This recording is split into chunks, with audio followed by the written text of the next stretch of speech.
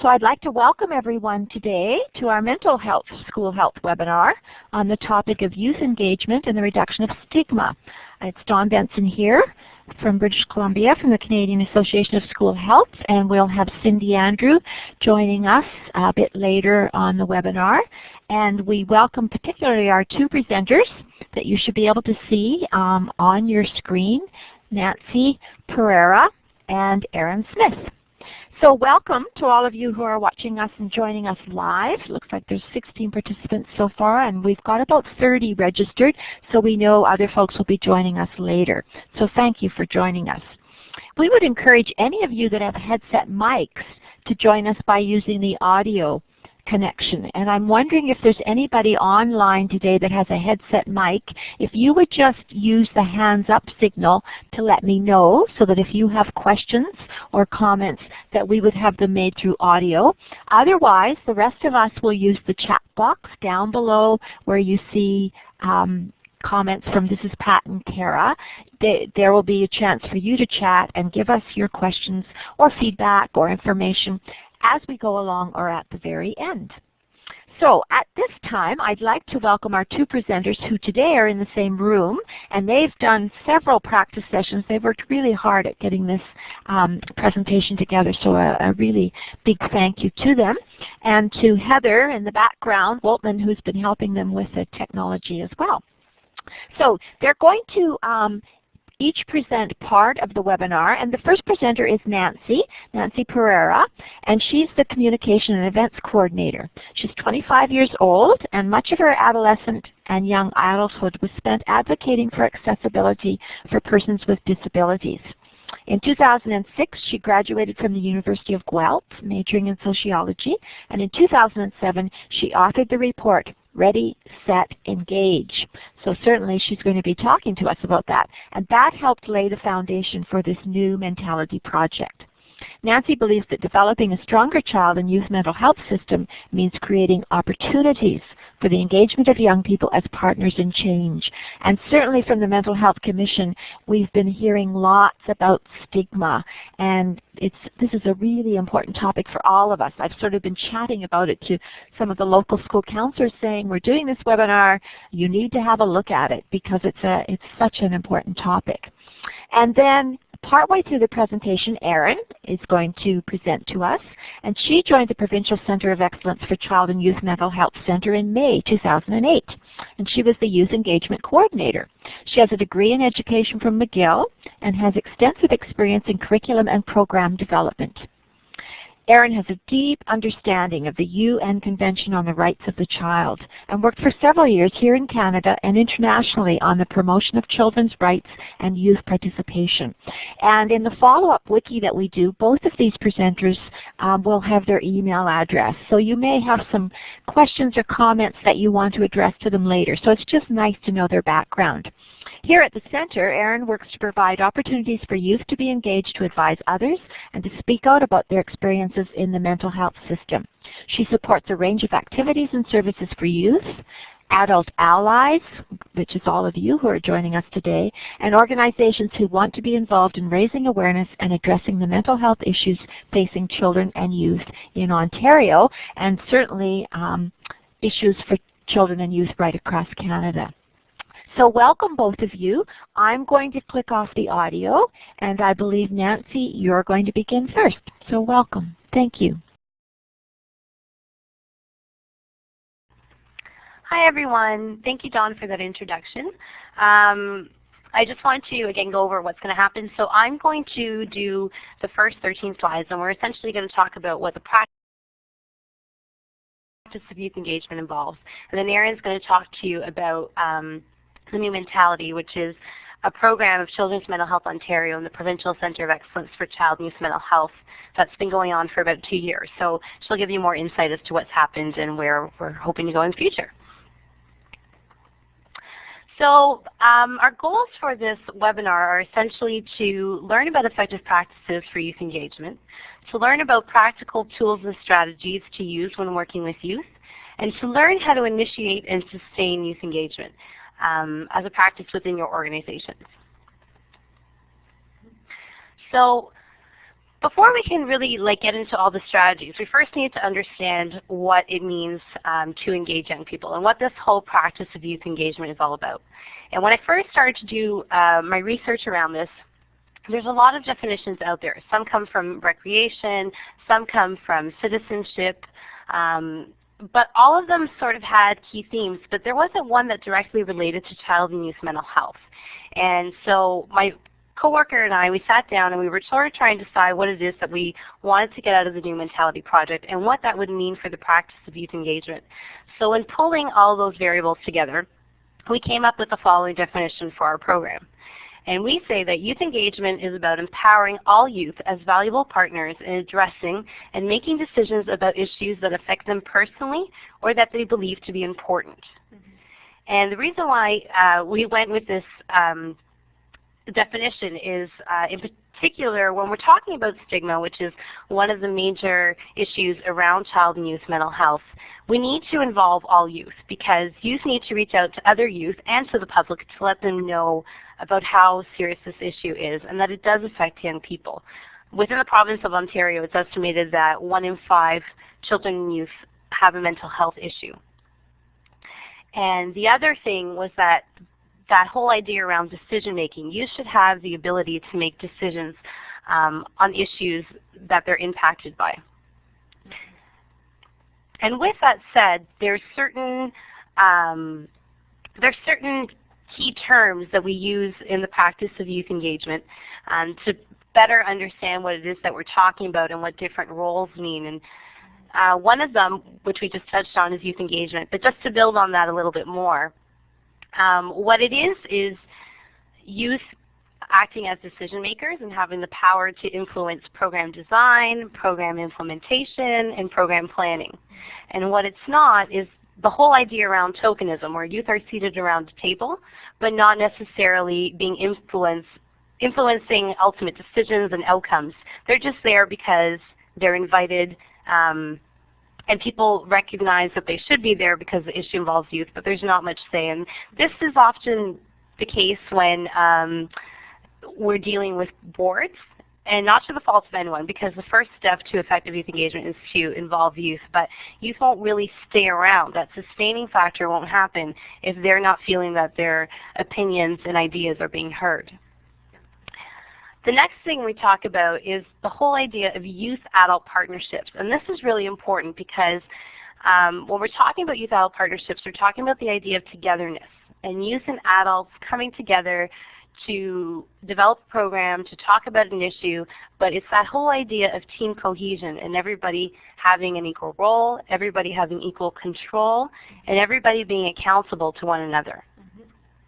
And what it's not is this and what it's sorry, I got confused.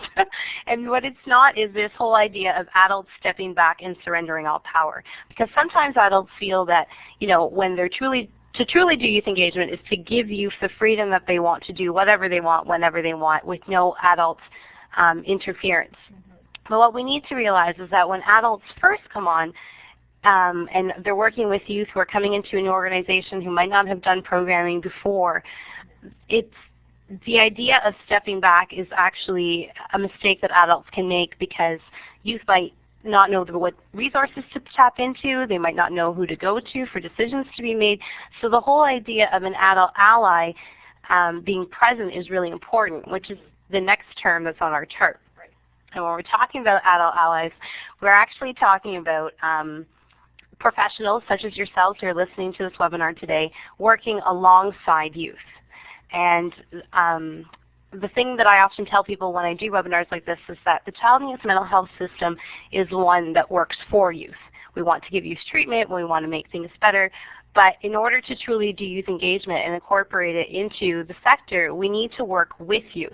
And that's the whole idea of being alongside. And that's the idea that we're shifting our roles a little bit from professionals to learners. So we're not only teachers that know the experts, that know the facts from the textbooks, but we're going to learn from youth, and we're going to allow them to be experts of their own experience in dealing with mental health issues or whatever issue it is that we're talking about on the table and educate us. And in that case, we're having a power with versus a power over a youth model. We're operating in a power with versus power over youth model, and engaging and sharing. And when we're talking about youth, there's various definitions of youth out there. Youth is an age. Youth are persons between 13 to 25. My first one was the federal government, so 15 to 30, because I'm still there. But in actuality, it's not an age.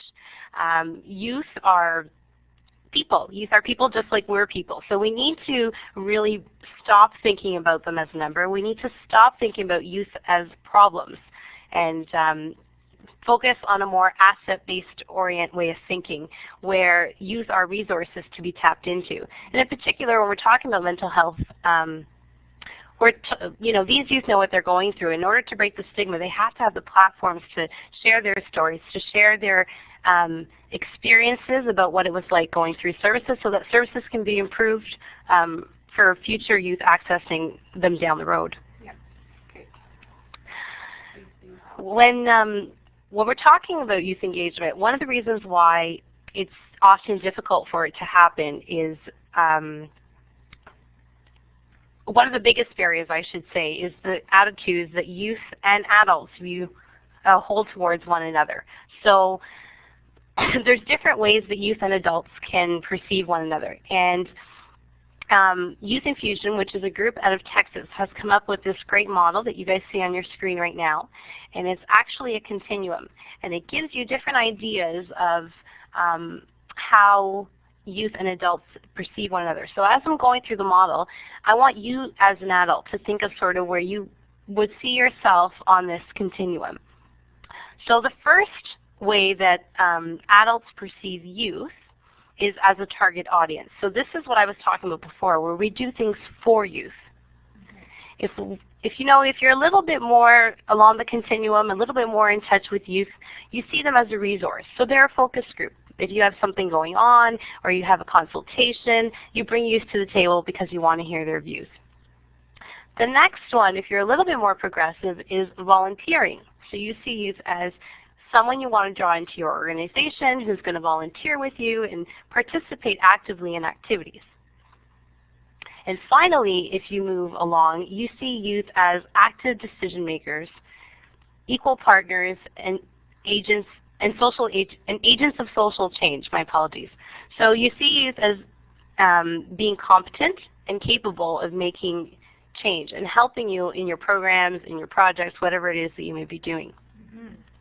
And youth, in the way they perceive adults, at first it's as an authoritarian, someone who knows best. And when it's an authoritarian, it's someone they can't really relate to because they just see that adult is not really hearing what they have to say.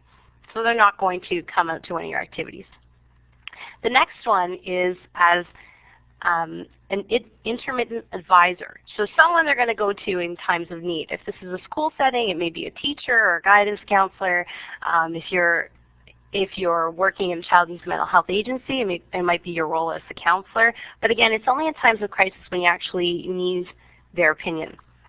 If you start to build a rapport and a relationship with youth, which is key to sustaining youth engagement, they start to see you as a mentor. So someone who they're going to go to in good and bad times, to share good news with, to have meaningful conversations with, someone who they generally want to spend time with. And finally, if you have an excellent rapport with youth, if your partners, then it becomes this whole thing of trust. You become a trusted guide to them, and you become a teacher and a learner, and playing that dual role. Okay. So when I first started my research around the practice of youth engagement, it was actually going to be a literature review as to what it means. And when I was talking to professionals in Ontario about what it is they wanted to know about youth engagement, they were like, you know, Nancy, we really understand why you should do it. We understand there's positive outcomes for youth. You know, we're counselors and psychologists, so we get that. We just want to know how. How do we meaningfully engage young people and help them stay around? So in my research, I made a focus to answer this how question. And I actually came up with a 5-step model, which is what you see on your screen right now. And it breaks down this whole mission of getting youth engaged into different tasks. So step one is to analyze your current position. And there's different ways that this can be done. The model that you see on your screen was actually developed by this man named Henry Shire, and it's called the Pathways to Youth Participation. I couldn't, unfortunately, fit the whole model on this slide, but I'll take you through the first couple of steps and explain it to you. And it will be offered, or it is available in Ready, Set, Engage, which will be offered on the Wiki website after this seminar is completed. So the model has openings, opportunities, and obligations. And when we're talking about openings, it's the first step. And so you're talking about readiness. Is your organization ready to have youth join in on the decision-making process? Is your organization ready to have youth share their opinions? And readiness is, do we have the capacity? Do we allow room for this? Is there seats for youth available at the table? And this model is brilliant in the sense that it breaks each component down and has questions for you to answer yourself. The second thing, the opportunities, is are there procedures in place for this to happen? So is it if youth have a complaint, are there procedural things that they can do? Do we really allow for youth to have the opportunities to do this? And finally, it's the obligations. So this is looking at whether or not youth engagement is embedded in your policies. So is there a policy in place that says youth must be on a board and that they must have voting rights?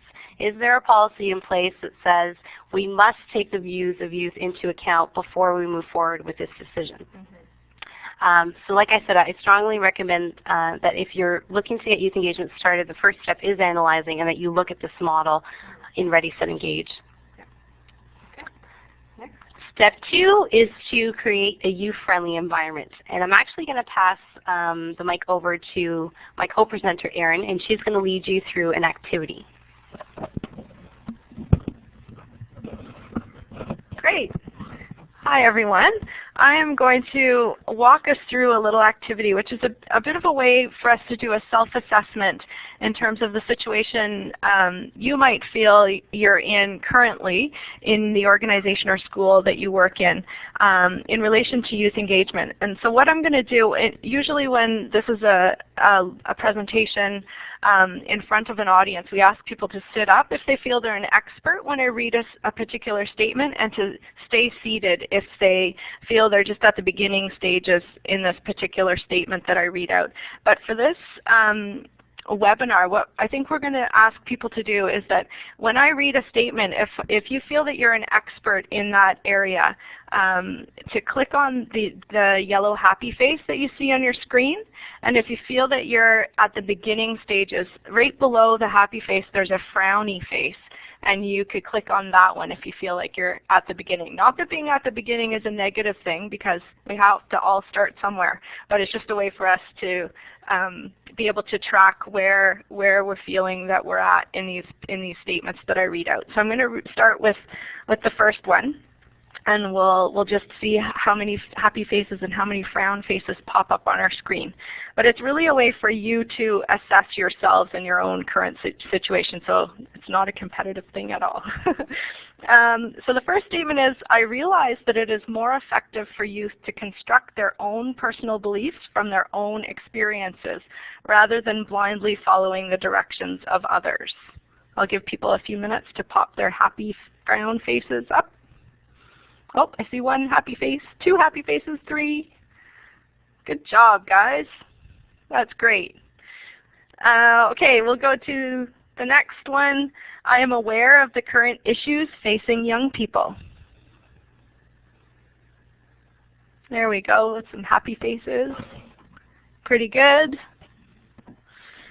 All right, let's try this one. I know how youth-adult partnerships help to assist in positive youth outcomes.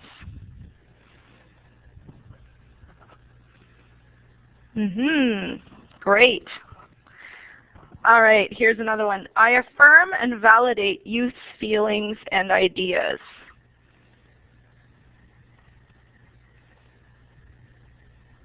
Super. I trust youth to have the power to make decisions on how a youth program should be designed. It's great. Some of us maybe not so much, but maybe that's why we're listening to the webinar today. So hopefully we can help you out with some tips on how to do that. Within my community or workplace, I try to create opportunities for youth to get involved beyond just receiving service.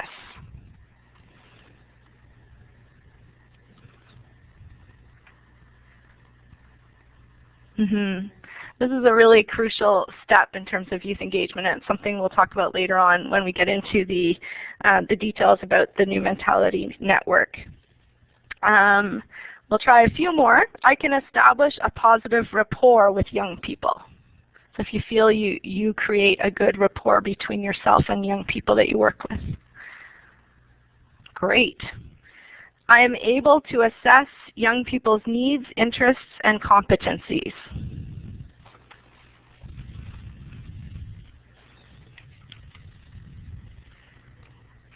All right. I say something when young people's rights or respect are being denied or violated. Love those happy faces. That's great.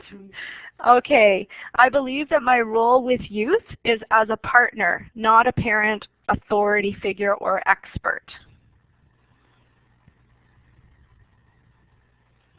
Cool stuff. And the last one, I actively work to help youth develop their autonomy. Sorry, I'll repeat that one. I actively work to help youth develop their autonomy. All right. So again, this is just a really kind of a neat tool that you can use when you are looking at youth engagement and introducing it possibly into your organization or school. And it's a really good starting off point for you to do that self-assessment that's so crucial to sort of see where your openings are and where the opportunities are and what obligations you may need to create. So I'm going to hand it back over to Nancy, and she's going to continue a few more slides. Thanks.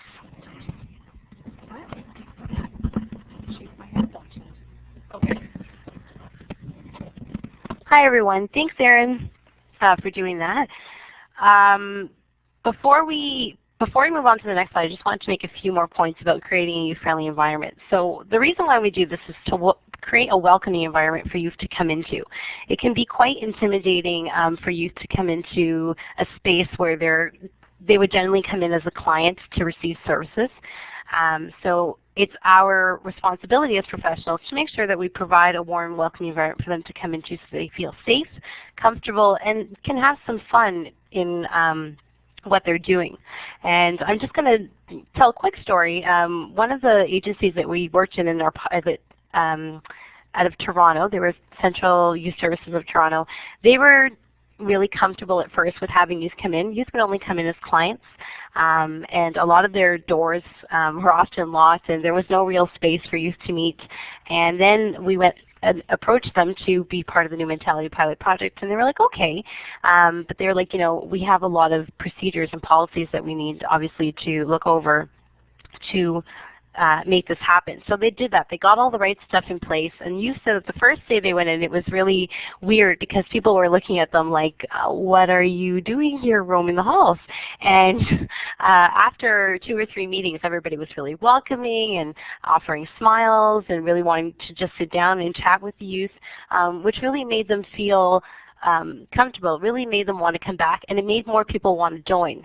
What started off as a group with 6 people is now, I think, about 11 or 12.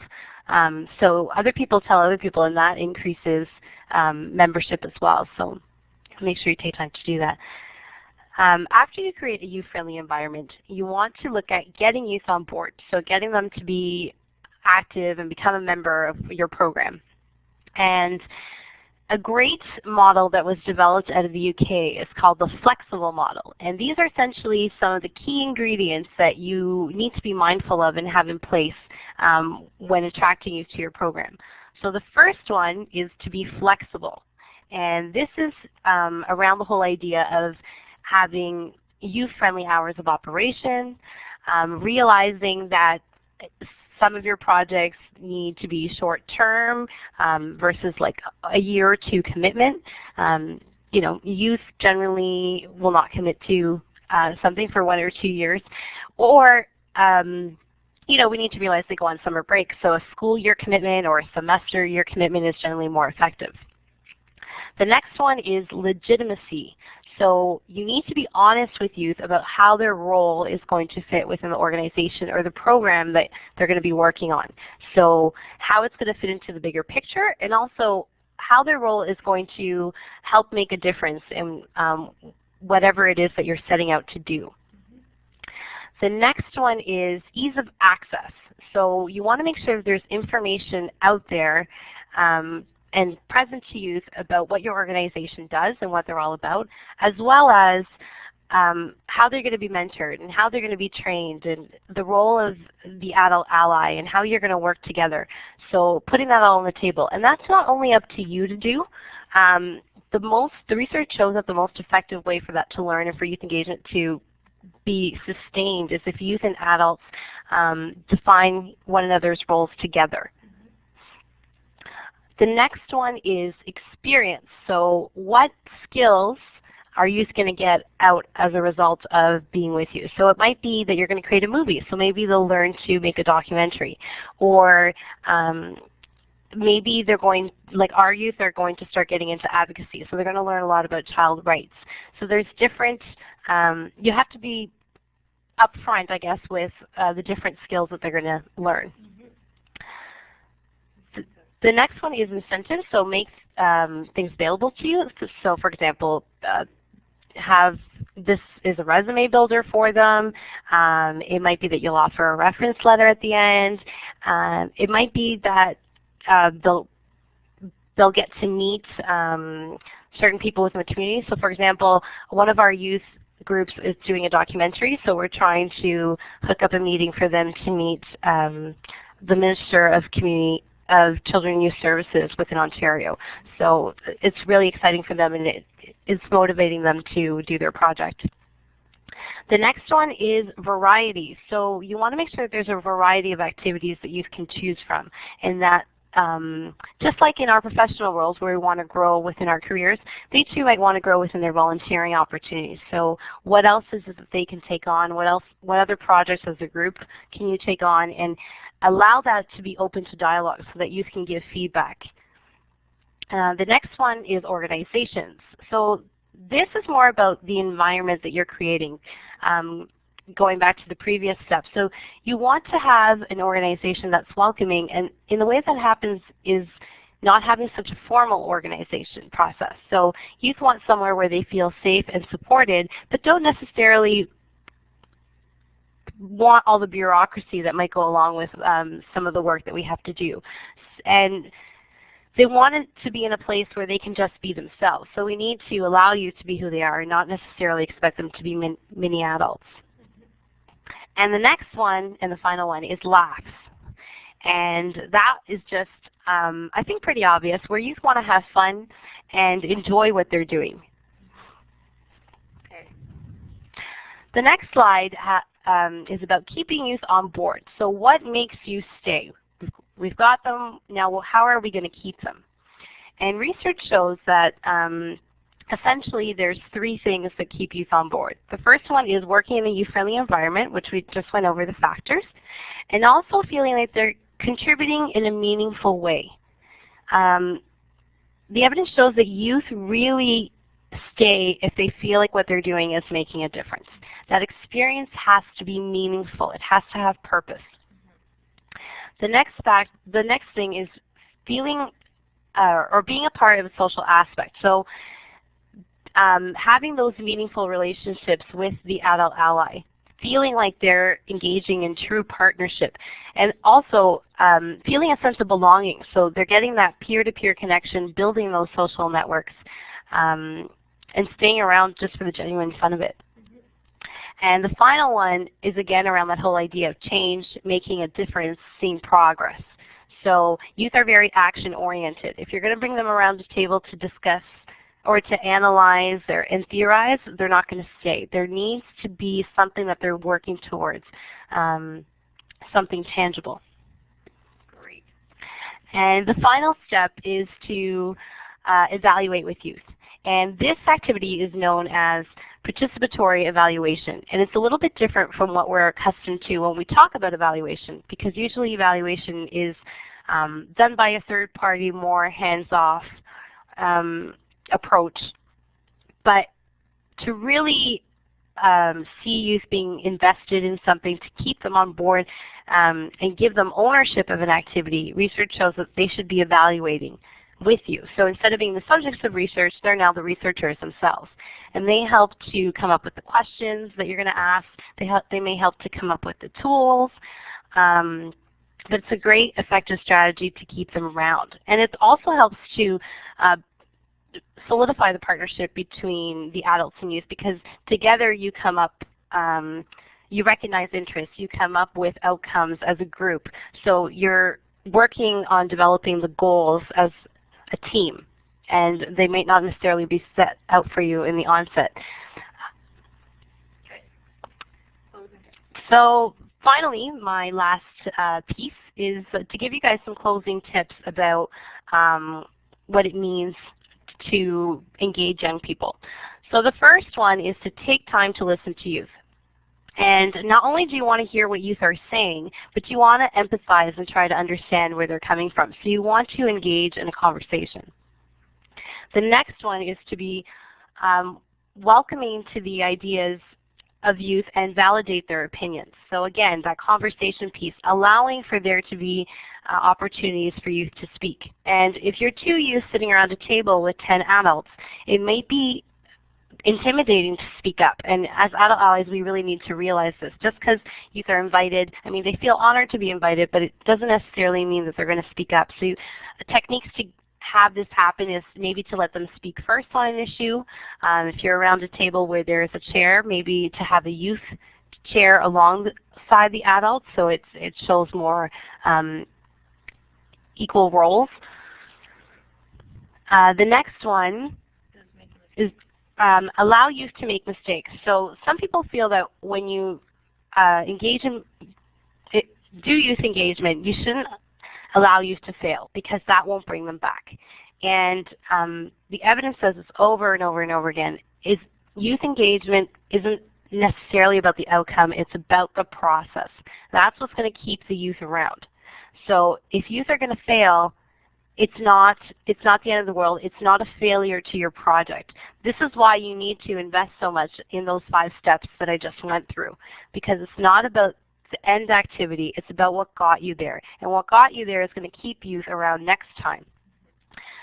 The next one is allow yourself as the adult ally to make mistakes. The adult ally's role is a very different role than we're used to taking on as professionals. So you know, we're used to being in control, we're used to being the experts, and it's really hard to give up that power, especially when we have our own agendas and deadlines that we need to meet. But you really need to be honest with yourself, be okay with making mistakes, and be okay with hearing feedback from young people. The next one is balance the power. And some of that messaging I've already said throughout my presentation, but that goes along with developing your roles together, creating opportunities for both parties to speak, and developing projects in tandem with one another. And again, that dual role of teacher and learner is key. Realistic expectations is looks at remembering who your audience, who you're working with. Sorry, not who your audience is, who you're working with. So youth don't work 9 to 5. Those flexible hours need to be in place. And also, in not working 9 to 5, we need to realize that our timelines need to be realistic as well. So what may take us who do a job full-time 3 weeks to complete will probably take youth a few months.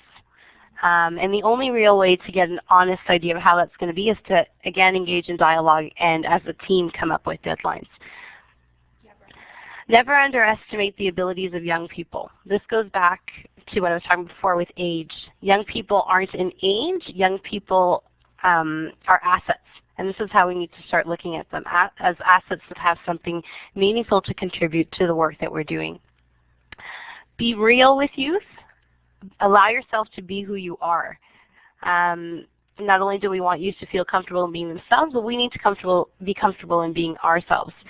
And this was said to me actually by a group that I went out and had a discussion with. We did a focus group with young people in the City of London, and they said, you know, we can totally see through an adult ally, and when they're trying to be like us, and so when they're not being who they are, we're not going to trust them, and we're not going to build rapport with them, and you know, we won't stay. Practice what you preach. So the same standards that you would hold for a colleague or that you would hold for anyone. You want them to be responsible, you want them to be accountable. Have the same expectations for young people and allow them to have the same expectations for you. So, pardon me. Again, it goes back to being true. And the final one is treat youth with respect. And I think that one's self-explanatory. Yeah. And Erin's going to do the second half of the presentation, but before she does anyone have any questions about what I went over?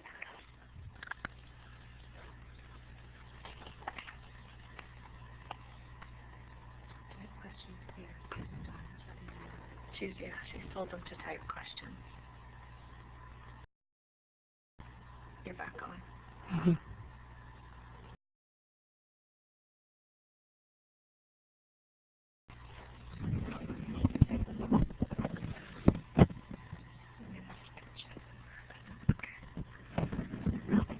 All right. Hi, everyone. So thanks very much, Nancy. I think you've given everybody a really good overview of youth engagement, the theory behind it, and the practice. And I think, as Nancy mentioned, this is a huge chunk of work that Nancy took on in really establishing a foundation for the development of a pilot project called the New Mentality. And so this is the portion that I'm going to be talking about for the rest of the presentation. And the New Mentality began in 2007 and was really established as a result of a committee here at the Center of Excellence for Child and Youth Mental Health. And the committee is called the Consumer and Advocates Network, and it's made up of adults and youth. And what the youth were really saying in that committee was that they needed to have a larger voice in the province, and that having 10 kids get together with a bunch of adults a couple times a year just wasn't enough, and that youth in the province really need to have a solid foundation and a structure in place for them to be able to speak up and advocate for the changes that they really wanted to make within the mental health system in Ontario. And so the New Mentality was created as a result of a lot of hard work that Nancy went in to figuring out what this youth engagement thing is all about, and also from direct input from young people in Ontario. And so this network started growing, and it has grown into something really, really successful over the last couple of years.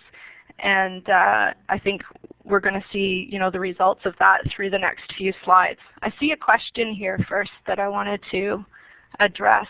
What type of incentives do you use with youth? Maybe we'll stop our presentation for a minute and just be able to answer that question. I can take a stab at it, and then Nancy, if you have anything to add, I'll just pass you the mic. The youth who are involved in the New Mentality, and again, you're going to get a better sense of things when we go through the rest of the presentation. The youth, there are youth leaders in various communities across the province who play a facilitation role with other youth who are involved in the New Mentality, and those young people receive honorariums, so they're paid for their time and the commitments and contributions that they're making to to being involved in the new mentality. And there are many, many other incentives that are not monetary that I think, you know, it's too bad we don't have young people here to speak for themselves, but I think we could say that they're getting a lot out of being involved in this network in terms of the social aspects that Nancy mentioned, but also there are a whole lot of other opportunities that are coming to young people, and I think they're recognizing that their involvement in being part of the new mentality goes much beyond their community, and so they're having opportunities to speak out at conferences and presentations at lots and lots of events across the province, and I think they see that as really valuable, and they're able to put those types of experiences on their resumes, and they're also able to build a lot of skills around speaking and around learning the types of presentation skills and advocacy skills that they're receiving, and so I think they really value that. And I'm seeing nods from Nancy, so does she have anything that she wants to add? No, I think I covered that. So if there are other questions, we'll try to tag team it like this if that works for everyone. So back to the presentation, it really was a network development model that was established in 2007 to get young people talking about mental health, promoting mental health, and addressing the stigma around mental health. And so Nancy and her coworker Kathy, who are the two staff people who work coordinating the new mentality, they started by recruiting youth leaders. And so they looked for 2 youth in each of 7 regions around Ontario to spark these new mentality groups. And they thought about maybe we should recruit the adult allies first, maybe we should go to the organizations first, maybe we should just get a whole clump of youth together and see what they think. And they narrowed it down to 2 youth leaders, and they asked those youth leaders to then go out with their support, of course, and to reach out to the organizations they felt comfortable working within and to try to recruit adult allies that they felt comfortable with, that they may have already known about and had a relationship with. And so that's how the groups grew. And so it turned out that in some of the regions, they didn't want to work in their children's mental health agencies. They wanted to work in the public library, or they wanted to work in a youth drop-in center. And so they really left it to the youth leaders to identify the safest, most comfortable, most youth-friendly place for them to establish these groups. And so they ranged in age from about 15 to 24. Some of the youth have experience using the mental health system and some don't. So some just felt that it was a really important issue that they wanted to address and be part of. They may have had friends that have used the system that are receiving service, and so there is a real mix. And again, Nancy, I think, talked about the importance of including youth who do have experience with the system and those who don't, so that the stigma around mental health is tackled. And so that's how the groups got started. This is an example, shows some photos of some of the youth who are involved in the new mentality.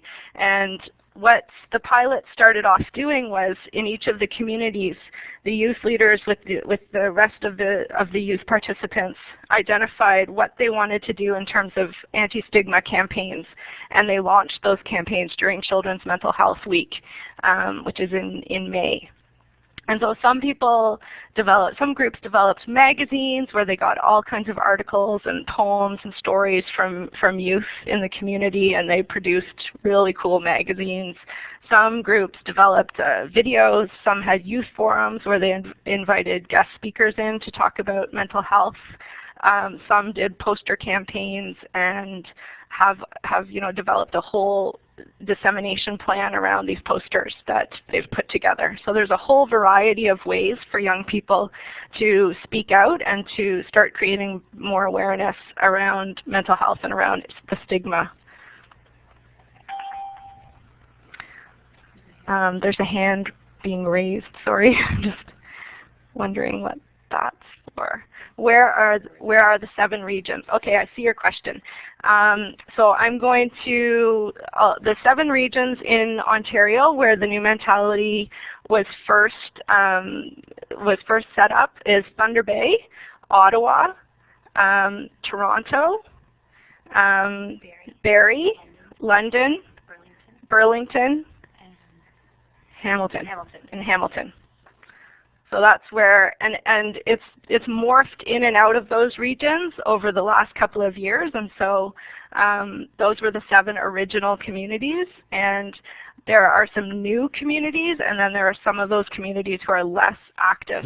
But what's happened, and that sort of is a good segue into the slide that you're looking at right now around provincial advocacy, is that some of the groups are still very strong and going and really well established in the communities.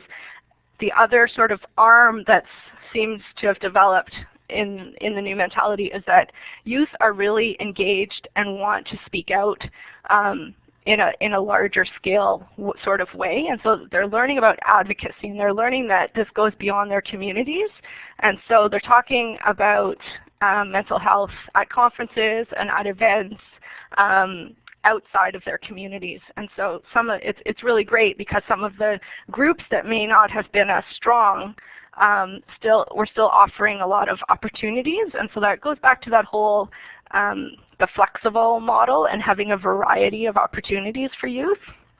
So that if it's not working in your community, there's still opportunities for you to be involved in advocating. And so that's exactly what some of the youth who are really active in the New Mentality Network are doing. And recently in November at a conference, they actually spoke in plenary at a conference and made these recommendations. So these are 4 of the key recommendations that youth in the province of Ontario are making, very direct results related to the mental health system and to the experiences that they've had within the system as users of the system. So they want to see an independent mental health advocate who can address the rights of youth in the mental health system. They want to engage with professionals, and they want to help and work in partnership again with professionals in the system to create more youth-friendly places to go. They want youth and professionals to receive education around medication. So they want to better understand the medication that they may or may not be on, the side effects, and the reasons why the medication is being prescribed to them. And so they're really, really adamant about this. They really want to better understand the meds that they're on. And then increased services. So they want more beds, less restrictive criteria for intake and assessment, and that kind of thing is another key message that they're trying to spread across the province. So as Nancy said, one of the key components of creating a youth engagement place of work is incorporating project evaluation. And that's an activity that the young people involved in the initiative or in your organization should also have a hand in. And so creating a way for evaluation to take place with youth so that they're not just the subjects of the evaluation or of the research, but they're actually participating and part of the research team and part of developing, like Nancy said, the tools and collecting the data and even learning how to analyze the data. And that's exactly what happened for the last 8 or 9 months with the new mentality. So 5 young people volunteered to be part of the research team of the new mentality and to be part of the evaluation of the pilot. And this was in partnership with the Center of Excellence, which is a federal Center of Excellence. I work for a provincial Center of Excellence, but this is federal across the country, the Center of Excellence for Youth Engagement. And they're a place that has a lot of really good tools and resources if you are interested in looking into youth engagement as well. And so the new mentality partnered with the Center of Excellence for Youth Engagement on the evaluation component of the pilot. And the Center of Excellence also worked with Brock in developing the ethics and the evaluation itself. And so this is a participatory model that the 5 young people were involved in from the beginning. They collected field notes and reports, they did surveys, they did interviews, and they did 4 focus groups. And these are some of the results. So why youth, there's a typo, sorry about the typo. It's not why youth join and stay, it's why youth join and stay. So this just sort of outlines some of the data that's come out of the evaluation.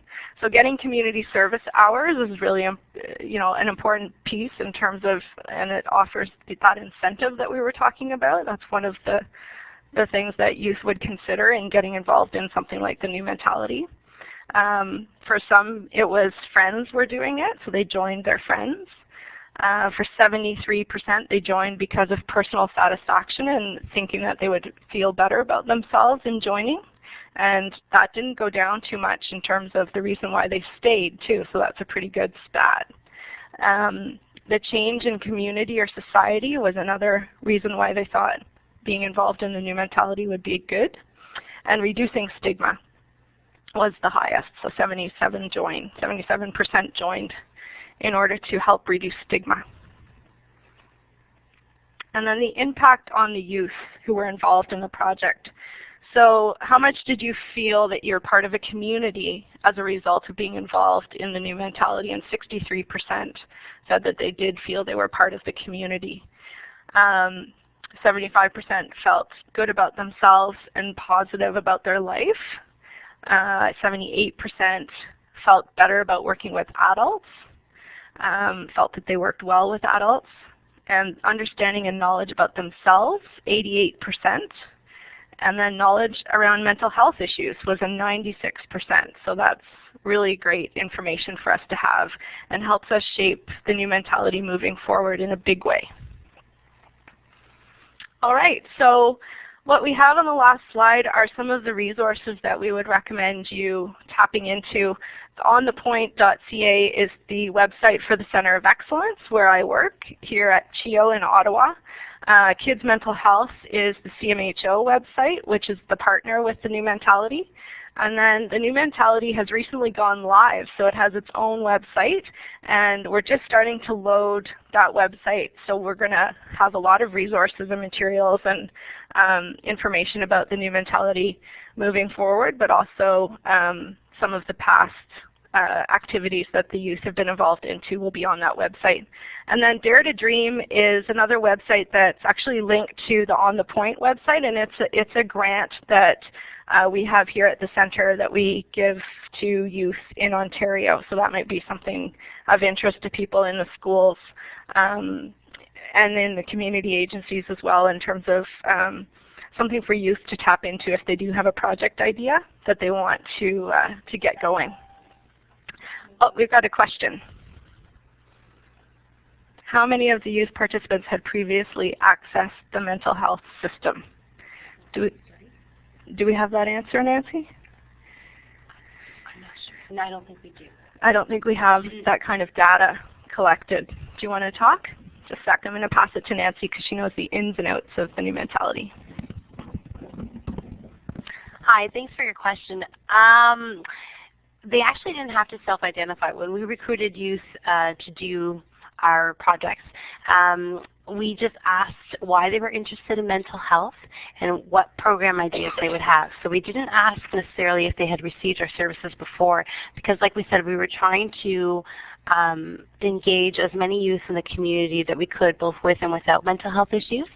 And we actually went to speak to one of the groups, and they one of the youth groups before we started that was going on already in our local community, and they were like, well, it might discourage people from applying, so you might not want to go that route. So yeah, the ones that we do know, it's because they've chosen to disclose to us, but that's not mandatory for our program. And I also want to mention that one of the slides, and my apologies, is incorrect. There were 9 communities in the province that did this work. The 2 that I accidentally left out were Kingston and Sault Ste. Marie. And unfortunately, Sault Ste. Marie left towards the middle, and that was actually a learning process for all of us involved, and they realized that there just needed to be a little bit more planning on the organization's part before they got youth involved. So they're actually right now working on starting in on the model and getting themselves ready for a youth engagement initiative. And there's another question, did any schools get involved? No, we haven't had any schools directly get involved. It is something that we're looking at as we move forward in the future. Like Erin said, we're we just finished our pilot project, and the results of that are being wrapped up and will hopefully be released next year. But it is one of the strategies that we're looking at maybe tapping into as we move forward within our 3-year strategic plan. When you refer to the mental health system, are you also referring to addiction services? And do the youth identify drug use issues that they would like to address in some way? Within the province of Ontario, our child and youth mental health centers do deal with addictions as well. It's not something that's secluded, so yes, youth who may experience substance abuse may be involved in this as well. During our pilot, not to my knowledge, did we have any youth that experienced substance abuse, but again, I'm not sure because I didn't disclose.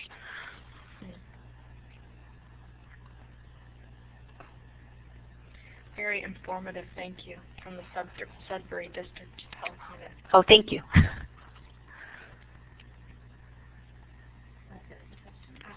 Is there any other questions?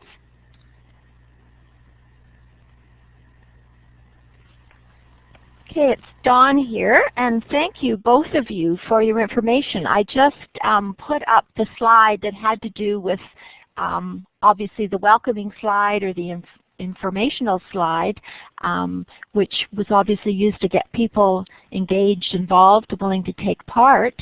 And I see that there's another question from Jennifer. Is the Barrie Region Group still active? I'll go back to Nancy or Aaron for that.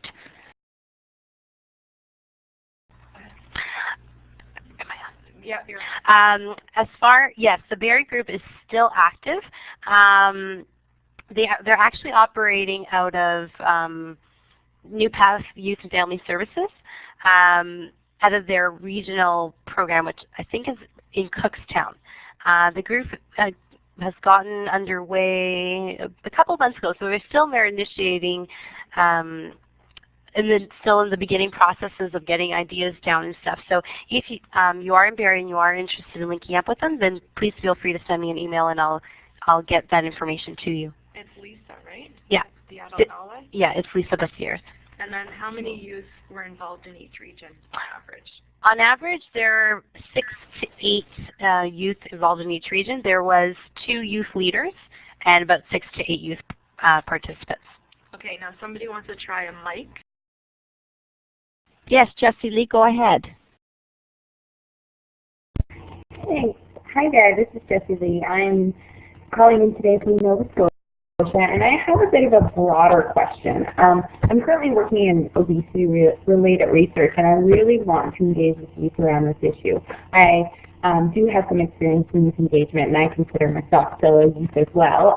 But I'm wondering how to start. Like, do you have any recommendations for how I should go about first engaging with youth? Is it best to go to an existing group that's already there, something like a youth health center in a school, or is it best to, just send out a notice?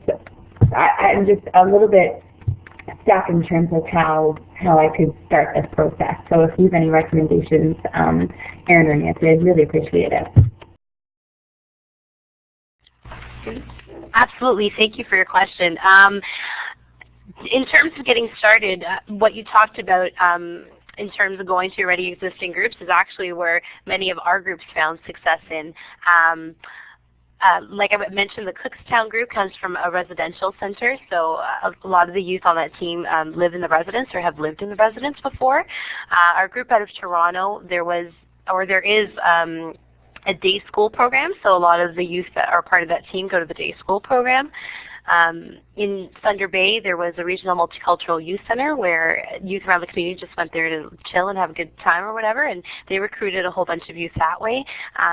So yeah, absolutely. Going to where youth are is a great strategy to getting youth on board. Trying to get yourself into schools or in assemblies.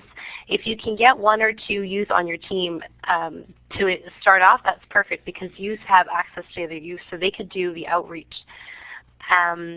One other thing I wanted to mention, and I'll put this on Wiki as well, is that the New Mentality actually does community of practice discussions where I take youth myself or my coworker take you through the 5 steps that I mentioned in greater detail, and it brings different people, such as yourselves, around the table where you can not only listen to what we have to say, but we engage in a discussion so you can learn from one another and what's worked effectively. Ready, Set, Engage has, I think, lots of good strategies, but it's also awesome to learn from people on the ground. While the evidence says one thing, sometimes there's great programs going on that just haven't been evaluated yet. So there's a lot of I'm sorry, I lost your words. It's good. Yeah, there's a lot of good stuff there that aren't necessarily written down. So I will put on that information and when you can come on to listen to the various topics. Thank you both, and it's the top of the hour. So Cindy, I noticed that you've been with us for this webinar, so I'm wondering if you'll just do a brief closure for us. Thanks so much, Dawn, and in particular, thank you again, Erin and Nancy, for your leadership and the work that you're doing and taking the time to share it with the rest of us across the country.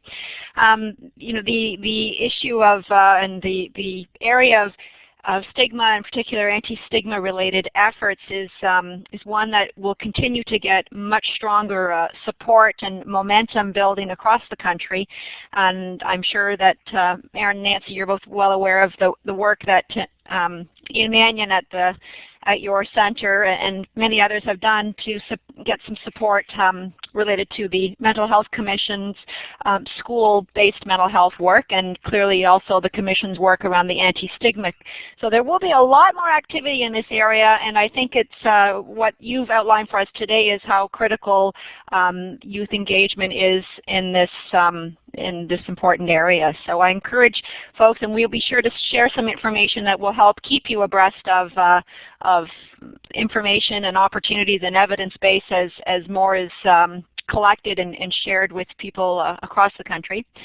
The Mental Health in Schools Community of Practice that you may or may not be aware of is an informal network that we offer that connects people across the country at multiple layers working in mental health in schools. And if you haven't connected yet, I really encourage you to do so. It's an informal group that meets mostly by teleconference, although we will be having a day-long focus of which anti-stigma is one of the key focus areas of the Mental Health Symposium as part of the upcoming National School Health Conference. And I know, again, Dawn and her follow-up with you will be getting more on that, and we hope to meet many of you face-to-face there. So once again, Erin and Nancy, thank you so much for taking the time and sharing your passion and your expertise. Much appreciated. Back to you, Dawn. And thank you so much. And just as it was mentioned, there will be a wiki follow-up that we're preparing, and it will have the resources linked so that you can access that, and also a contact for each of our presenters today. So thank you, all of you joining us. And as you leave the webinar, I would ask that you go up to the file up at the very top left, and you drop down the menu and come when you get to the exit. That helps you leave the session. So thank you, everyone, and we'll just, and someone asked, when is the School Health Conference? And it's taking place the 19th of May to the 22nd, and I will make sure that on my follow-up message with this that we have a little brochure that's attached. So thank you all, and we'll just talk to you next time on our next School Health webinar. I just wanted to take the time to thank everyone as well. Thank you for your questions, and thank you for listening to us for an hour, and hopefully we'll have a chance to connect soon around this issue of stigma and mental health.